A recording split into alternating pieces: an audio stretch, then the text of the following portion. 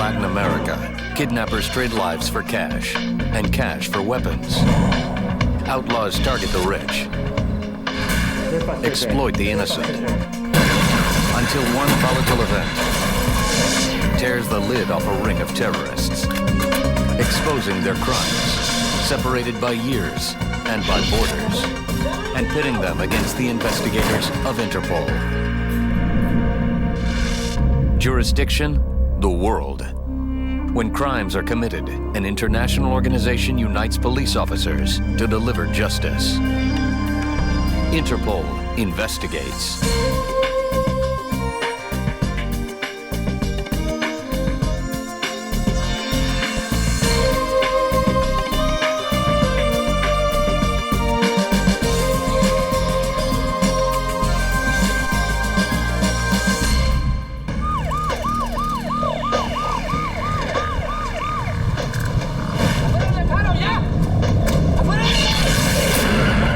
In Brazil, a wealthy businessman gets kidnapped. The tense negotiations air on live TV. 3,600 miles away, in Nicaragua, another kind of disaster. Seemingly unrelated, yet inextricably linked. Decades of violence and revolution once tore these streets apart. And the residents of Managua, Nicaragua thought those days had passed. May 23rd, 1993. While most people in the Santa Rosa neighborhood outside of the capital sleep, a nightmarish blast exposes the hideous secret right under their feet. And unearths a crucial piece of evidence, missing for almost 4 years. The explosion was very loud, frightening. There was a lot of dust, windows broken. It totally destroyed 16 houses.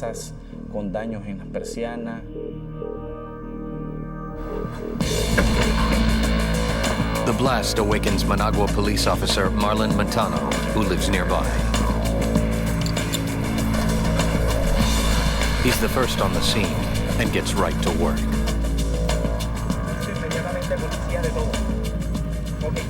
Three explosions demolish an auto repair shop and the neighborhood around it. Emergency personnel respond quickly. Dozens of injured residents wander in a daze. Authorities rush to set up field triage units to treat the wounded, as rescuers search for people trapped in the extensive wreckage. The destruction reminds many of the earthquakes that have rocked the region in the past. But this is no natural disaster. Montano's first job, find out what caused such a large explosion. Investigators suspect a propane gas tank blew up.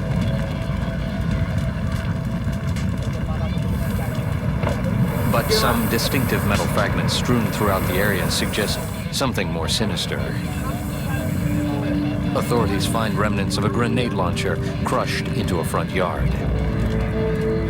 Montano and the investigators approach the obvious flashpoint of the explosion, the auto repair shop, where they discover something much more grisly: human remains. By coincidence, criminal investigator Carlos Bendaña also runs Nicaragua's Interpol division at the time, a job that will soon prove crucial. The blast caused total destruction. I saw body parts from victims more than 100 yards from the site. In the chaos, police make another startling discovery: a weapons bunker hidden under the auto repair shop.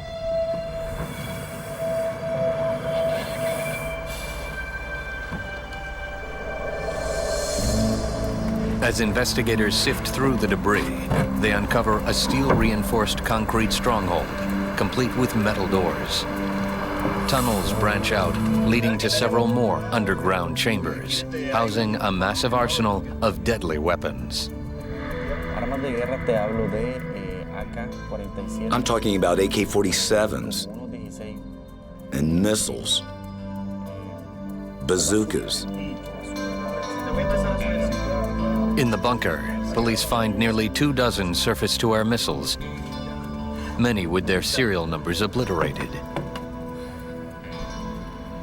and a store of C4 plastic explosives produced only for the military. But Bendaña and the investigators know these explosives have another use.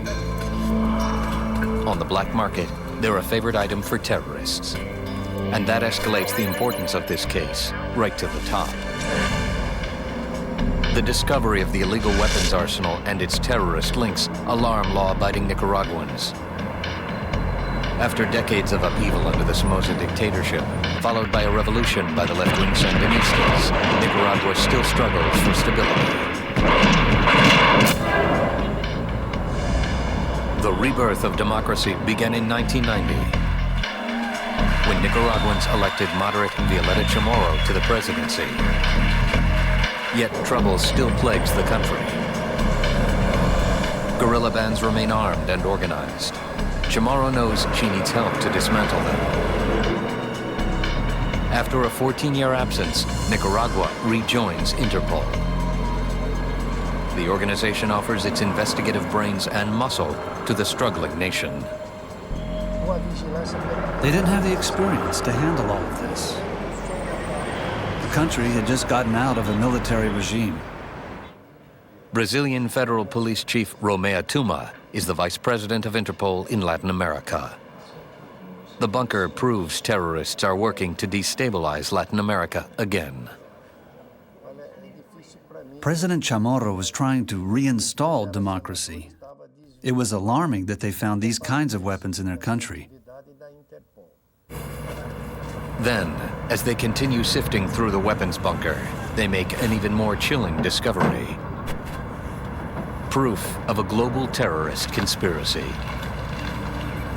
The stash includes hundreds of fraudulent identification papers from over 20 countries. Police find driver's licenses, birth certificates, and passports with the photos of known guerrilla leaders, enabling them to operate anywhere in the world. Among the papers are documents for 2 Canadian nationals, David Spencer and Christine Lamont, both convicted, controversially, in a high-profile kidnapping several years before. They had 4 different passports apiece, some with photographs with eyeglasses, some without. They would use these to move secretly from country to country under different names. To the investigators, the documents show that terrorist groups throughout the world had banded together to form a well-organized terror cooperative, a precursor of organizations like today's Al-Qaeda. The new discovery changes the investigation. Former U.S. Interpol Director John Emhoff. Once you have a cache of information such as this, then the impetus isn't so much just to solve the crime of who blew up this building, but to also understand how far-reaching this criminal enterprise, this terrorist enterprise is. The terror groups likely entered the country years earlier, while the revolutionary Sandinistas ruled. Nicaragua under the Sandinistas became an asylum. Any foreign group involved in violent, anti-government political activity was offered protection there and found refuge. When the Sandinistas fell, many of these violent refugees stayed behind. Now Interpol realizes they've combined their resources, becoming well-armed and organized. Managua police take no chances. They place the fake IDs, passports, files, and other documents under heavy guard. President Chamorro orders Nicaraguan Interpol Chief Carlos Bendaña to lead the investigation and to contact the countries cited in the documents. Something big is brewing. Terrorism, possibly on a global level. And Interpol means to stop it. I used Interpol's resources to call different countries to see if they would collaborate with the Nicaraguan police. Interpol's Romeo Tuma is one of the first to respond. He travels from Brazil to Managua to help organize the manhunt for the group behind the stolen passports and forged IDs. He faces a daunting task. The massive amount of evidence, over 6,000 documents, fills 40 file boxes.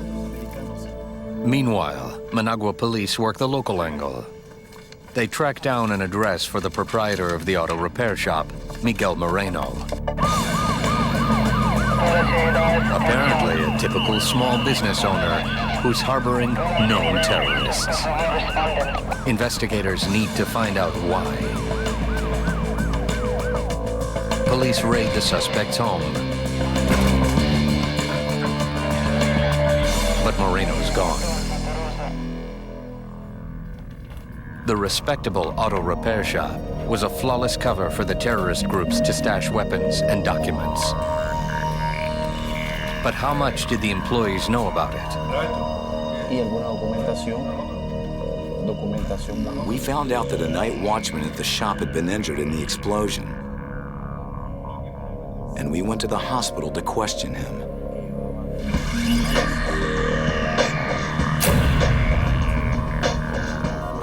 Police learned that shop owner Miguel Moreno's real name is Eusebio Arzaluz, a member of the terrorist organization called Spanish Basque ETA. He's wanted in Spain in connection with several terrorist acts, including murder. Managua police notify Interpol. Obviously, there's a time element here. That has to be done quickly. So what are we talking about? We're talking about an ability to communicate with the other country immediately, and that spells Interpol. Striking before the trail goes cold, Interpol issues a red notice for the arrest of Eusebio Arzaluz. The terrorist now appears on Interpol's most wanted list, alerting member countries to apprehend him. But he's probably already assumed another identity. Among the illicit documents recovered from the bunker, investigators find dossiers on business, political, and corporate leaders from Latin America, Mexico, and Brazil, leading to a chilling realization. The dossiers confirmed they were financing their organizations through kidnapping businessmen in Latin-speaking countries. Each dossier contains a complete profile on each potential kidnapping victim. Daily travels and personal habits, security concerns, maps, suggested ransom amounts. The best kind of information that a law enforcement agency can get is information that's anticipatory of a crime. Interpol now has a leg up on the kidnappers. They act fast to protect the targets. Interpol notifies the countries where the targeted subjects live. In many cases, they foil the kidnappers, but in one case, they are too late. One of the dossiers names a Brazilian tycoon kidnapped almost 4 years earlier. December 11th, 1989. Supermarket magnate Aílio Denise, one of the wealthiest men in Brazil, leaves his mansion for work in Sao Paulo. The Denise Company, built by his father, has an annual profit of $65 million US. Denise, separated from his wife, lives with his sister. He has a close-knit family, and his kidnappers have studied it very thoroughly, preparing to make their move.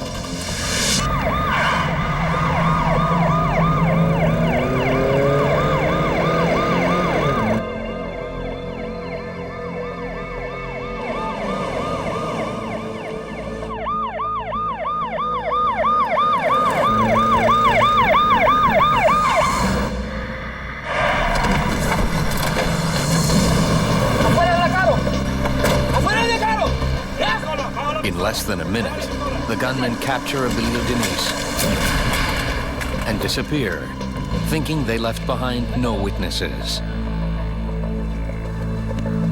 But their flawless plan has a crack.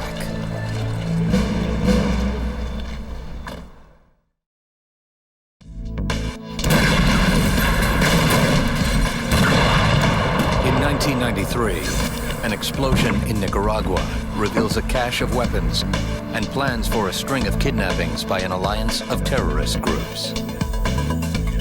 The kidnapping plot sheds new light on the 1989 abduction of 52-year-old Brazilian businessman Aílio Denise. Aílio Denise is one of the richest men in Brazil. He is the president of one of the largest supermarket chains in the country. He was on his way to work. He was driving in his car.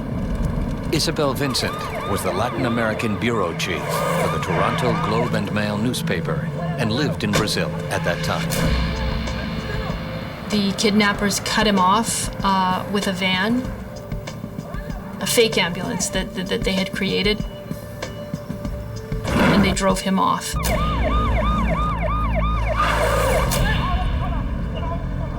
A witness to the abduction recognizes Denise and rushes to the millionaire's mansion to notify his sister, who lives with him.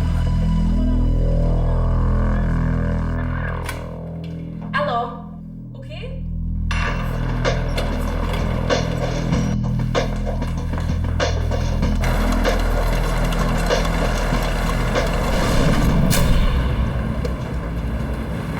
Organized and efficient, the kidnappers quickly cover their tracks and vanish with Denise.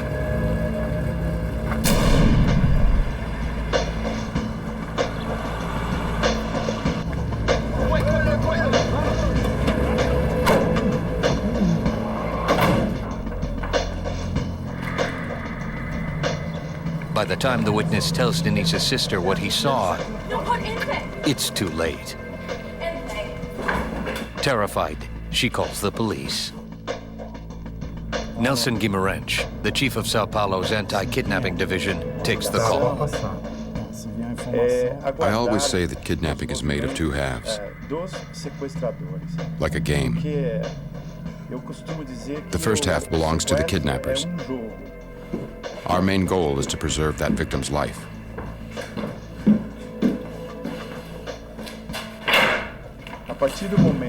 In the second half, it's up to us to recover the victim.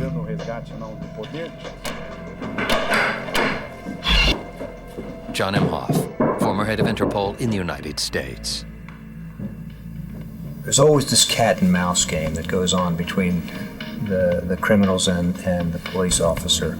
And it really is part of why police come to this work. They want to play that chess game. But the game is a dangerous one. An epidemic of abductions in Latin America in the late 80s have left many victims dead. Over 500 abductions in 1 year alone. Investigators vow to bring this one to a safe and peaceful ending. It won't be easy. These kidnappers are skilled, experienced, and violent. If they don't get paid, their victims will die, along with anyone who gets in the way. 30 excruciating minutes after they snatch Aílio Denise, the kidnappers make their first contact. A woman warns the Denise family not to contact police if they want him back safely. Onde ele está? She says she will call back with further instructions and will kill Denise if their demands are not met. No one knows whether the kidnappers have already harmed Denise. His family, desperate to learn if he is all right, will do anything to free him.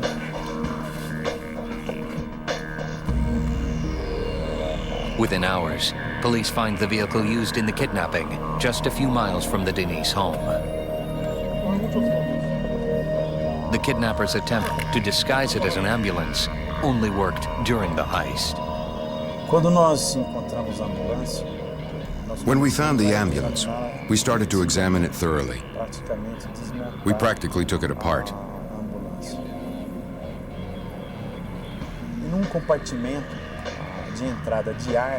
Inside the ventilation system, we found a business card from a mechanic's garage near the center of the city.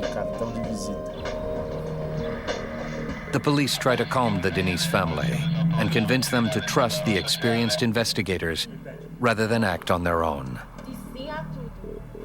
We instantly set in motion our plans, tapping phones and putting agents out on the street. Pronto. Atenda. After several tense hours waiting, the Denise family gets another call.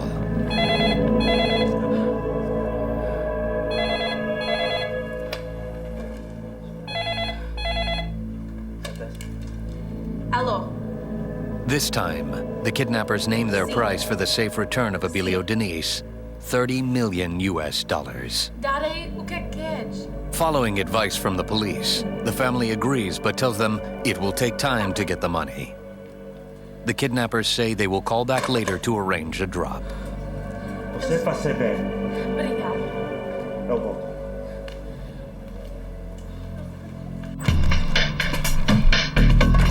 Investigators leave to coordinate the operation from police headquarters.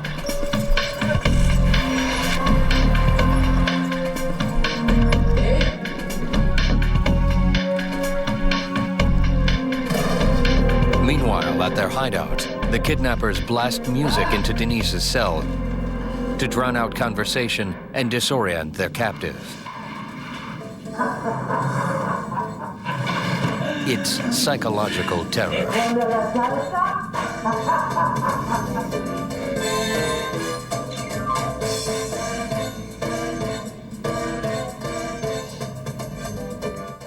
The police know that every tick of the clock works against them. The kidnappings they don't solve quickly often end in death. Brazilian police rush to the auto repair shop printed on the card found in the fake ambulance. We questioned the owner and started to unveil the mystery of the kidnapping. The owner informs them that a middle-aged man and a younger man wearing glasses recently brought the vehicle in for repairs. He did not get any names, but he gives the police the contact number for the two men.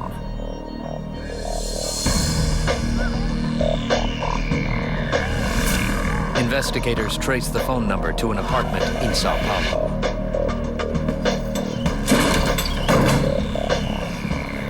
Officers enter the apartment.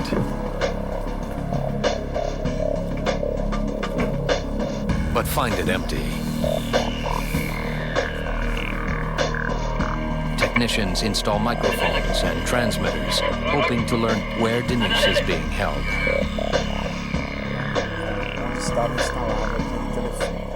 Then we started to do surveillance on the building where the phone was. We even got an apartment close by. They see several men coming and going. Our investigators listened to the people inside the apartment. We were certain that these were the people who left the ambulance behind. When one suspect gets left alone at the apartment, officers sweep in to get him.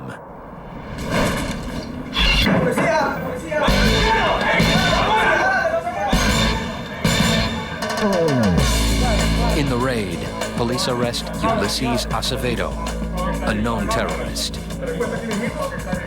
But he's in no mood to cooperate.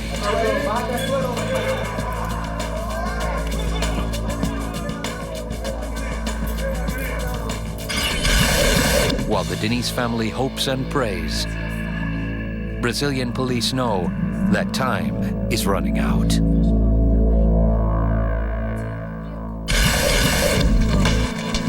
Police and Interpol pursue the kidnappers of wealthy Brazilian businessman Aílio Denise. Their investigation leads authorities to an apartment in Sao Paulo and to a known terrorist named Ulysses Acevedo.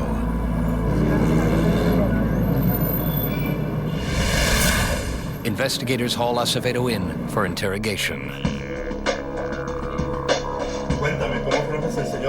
He claims to know nothing about the Denise abduction, but authorities don't buy it. Nelson Guimarães. He has a long criminal history. He belonged to a revolutionary movement in Chile, the MIR, and he committed some robberies there.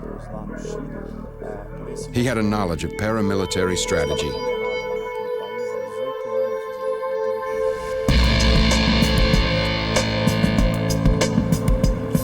apartment where Brazilian police arrested Acevedo, they discover a lead that brings them another step closer to finding Aílio Denise.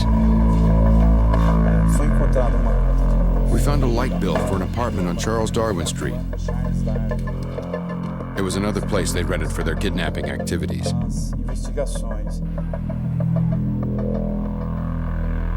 Police stake out the apartment, laying low so the kidnappers won't spot them. Since we still didn't know where the victim was, we didn't want to raise the kidnappers' suspicions. We didn't want to make too much noise because it could jeopardize the victim's life. Instead of raiding the place, they decide to take the suspects down one by one as they appear.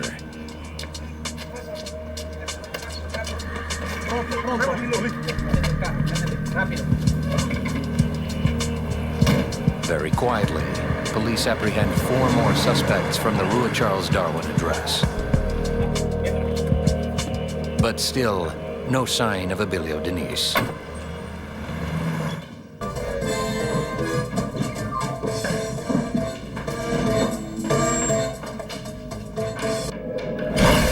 Five days after the abduction, the kidnappers try to increase the pressure on the Denise family, hoping to extract money from the wealthy Brazilians.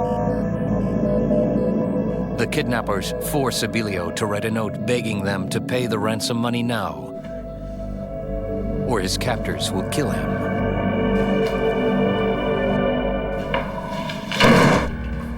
The Denise family waits, desperate for news, and grows more frustrated as the days slip away. At any time, the kidnappers could panic and kill Aílio. The police try to assure them they're getting close. But the uncertainty gnaws at the family and the authorities. Interrogations continue. Slowly, carefully, police untangle a complex conspiracy, organized like a private army. Isabel Vincent of the Toronto Globe and Mail. It was clear to the police from very early on that these people had some kind of paramilitary training, all of them. And it was clear that, all of the people knew how to use AK-47s. They could go to sleep at the drop of a hat when their commanders told them to go to sleep. They all had their various functions. They were highly organized and highly sophisticated. All the suspects belong to various revolutionary groups, banding together for one reason: to finance terrorism through kidnapping. Extracting details takes time. And time is their enemy. Só algumas pessoas sabiam o local correto do cativeiro. Only a few people knew where Denise was actually being held. The others only knew pieces of information. Some people would know activities up to a point. We had to interrogate with caution, one by one, to know the link where one piece ended and another would begin.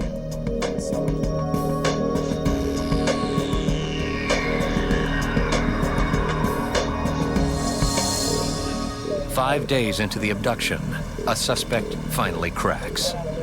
He tells police where Aílio Denise is being held. Taking one of the kidnapping suspects with them, authorities head to the house. The plan is to wait for more support, then move in fast. But 2 pumped-up officers jump the gun and start the takedown on their own. The heavily armed kidnappers see only the 2 officers and open fire.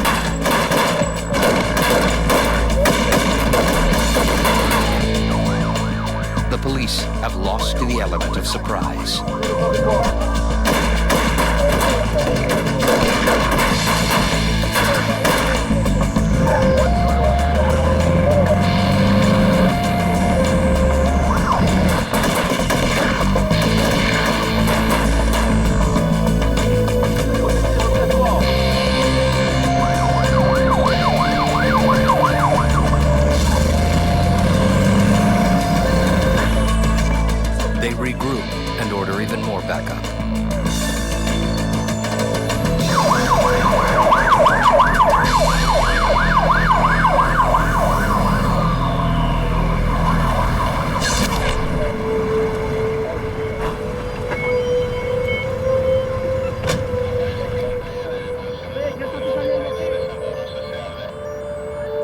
Soon, 200 tactical officers from the elite anti-kidnapping division surround the house.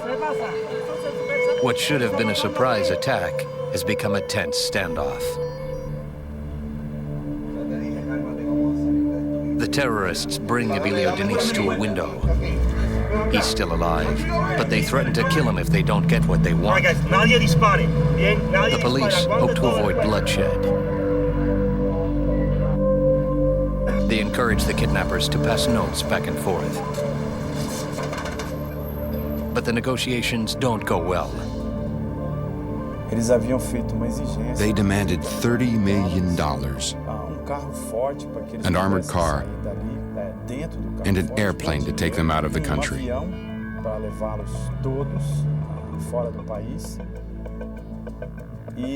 These were their demands, and they didn't want to discuss them. Obviously, I absolutely didn't agree with any of those terms.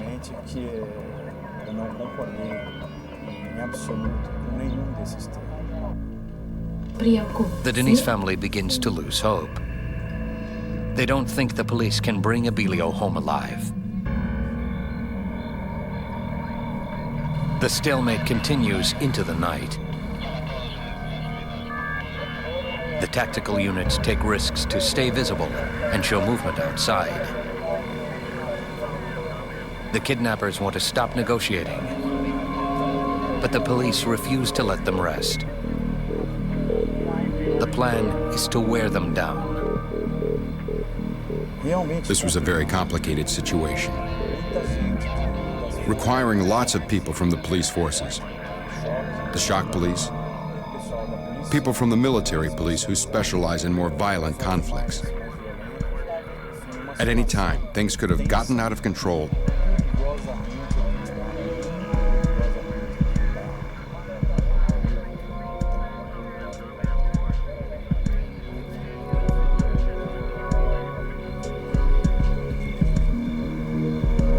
They cut all power, plunging the kidnappers into darkness.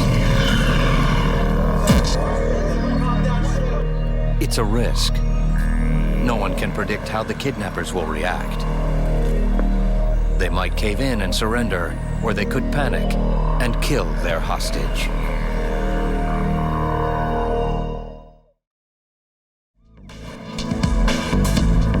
An organized network of terrorist groups from different countries has kidnapped wealthy Brazilian businessman Aílio Denise.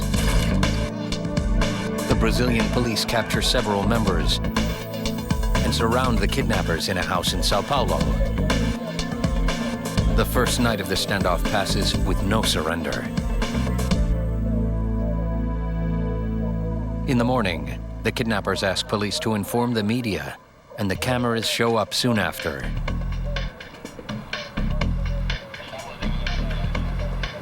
Isabel Vincent of the Toronto Globe and Mail.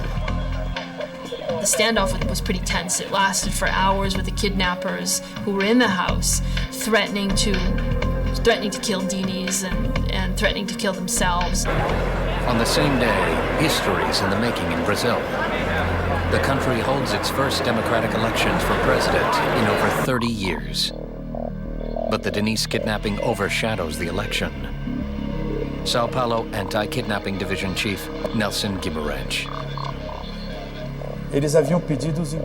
We restarted the negotiations, and they requested to speak with some ambassadors. The police offered them the Cardinal of Sao Paulo to intermediate. Hoping to resolve the standoff peacefully, the Cardinal of Sao Paulo, a respected human rights advocate, carries messages between the kidnappers and police.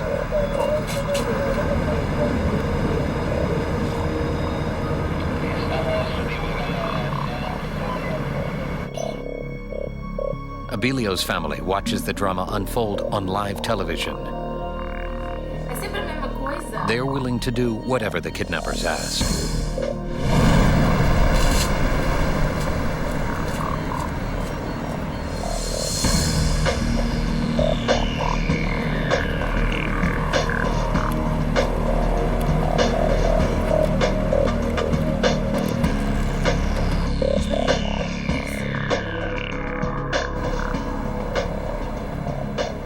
police hold firm, not wanting to give in to terrorists.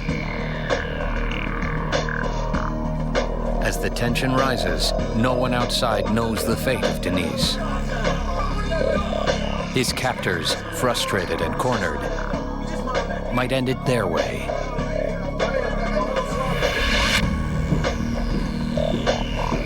Hours pass,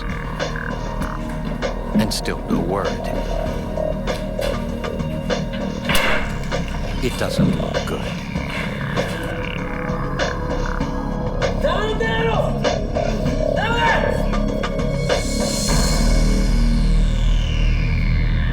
Then, on Sunday morning, 6 days since the kidnapping and 36 hours into the standoff, the exhausted kidnappers finally give it up.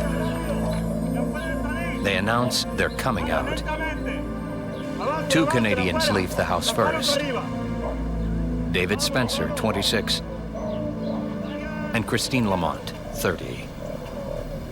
So when the kidnappers actually came out of the house, they were captured on live television. And this was going on at the same time that people were voting in the elections. So at the end of the day, you have these 10 kidnappers coming out, and also the election results. But the kidnapping was so sensational that it dwarfed anything that was going on in the elections. The 8 remaining kidnappers are all Latin Americans.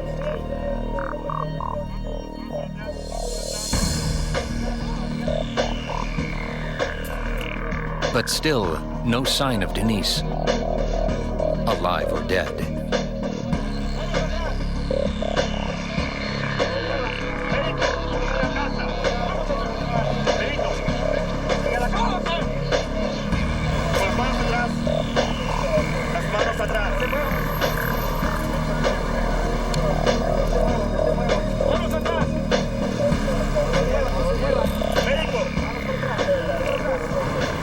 Brazilian police move into the house to search for Denise.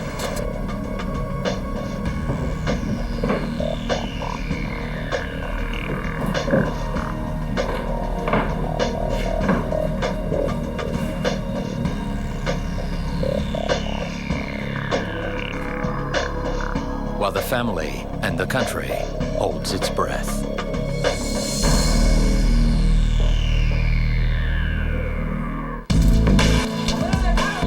The investigators of Interpol tie together 2 seemingly unrelated cases.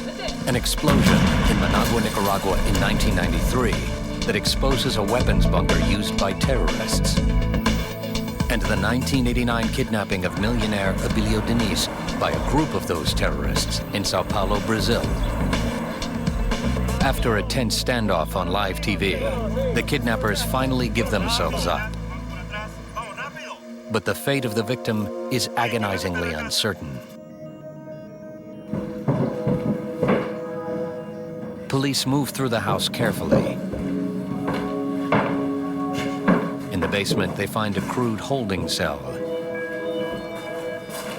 It's dark. No movement. Inside, they find Aílio Denise, alive.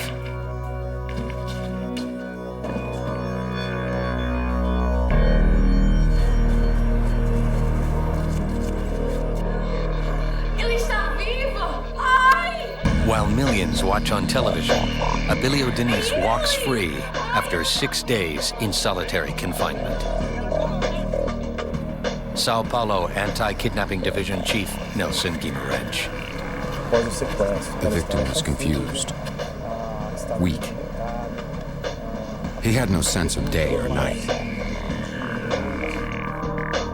Police scour the house for evidence. The plywood cell, 1.5 by 3 meters, contains a lamp, a small mattress, and a portable toilet. The kidnappers controlled light, sound, and their victims' movement. Clearly, they are professionals. But who was their mastermind, and what were they out to accomplish? Interrogations begin for the newly captured kidnappers. Investigators discover that David Spencer, a Canadian who claims he is a human rights worker, rented the house under an alias. He and Christine Lamont make a bizarre assertion. They had no idea that Denise was being held in their home. But police find evidence implicating Lamont and Spencer, numerous aliases, forged documents, and phony passports. Items more befitting international criminals than human rights workers. Even so, Canadian human rights advocates lobbied on their behalf, and Lamont and Spencer swore they were not involved.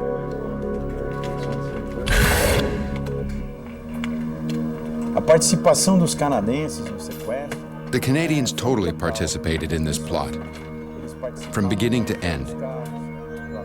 They rented a car, they rented real estate, and both of them were there, guarding the victim. They played a striking role in the plot.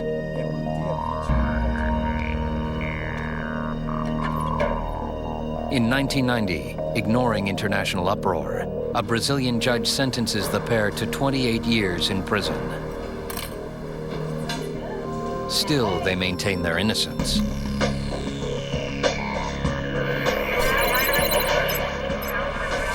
But 3 years later, and 3,600 miles away, when the three explosions rip through an auto repair shop in Nicaragua, Interpol discovers even more evidence connecting Lamont and Spencer to the terrorists.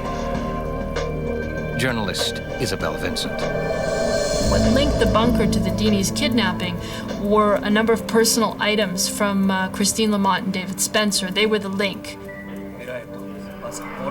The documents from Christine and David were false driver's licenses, all sorts of things to cover their tracks, false passports.